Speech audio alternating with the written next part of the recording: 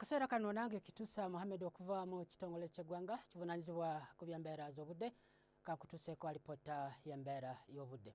Twekennenyeza ekifaananyi ekikubiddwa ssemugenzi kitulaga nga ekinunampewo ekiyitibwa Daniela kisimbye eri ku Sseguyanja Buyindi nga kigezaako kunona empewo ezandibadde zikuntanga zoolekera ensi yattu. Era bwe tugezaako ne tulaba ate ku mbeera y'obudde tusuubirawo enkuba okutonnya okusingira ddala mu bitundu ebiri awo ku mbalama z'ennyanja Nalubale ng'okiibodde eri ebugwanjuba so nga ate ebitundu ebisigadde awo tusuubira omusana okwaka nga gukubakubamu.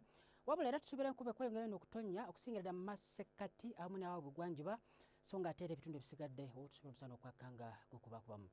Ebbugumu tulisuubira okuba ku diguli za 30 ebitundu ebisinga eri ebukiikakkono so nga ate Jinja 27, Kampala Masaka 26, Mubende 28 so nga ate Kasese 29 okuggyako eri mu nsozi z'omukabale 23. Bwe tugezaako ne tulaba ate ku mbeera y'obudde mu kibuga Moscow tusuubira omuzira okugwa so nga ate mu kibuga Paris tusuubira embeera y'obudde okubeera ekizimezime awamu n'ebbugumu okuba ku diguli 3.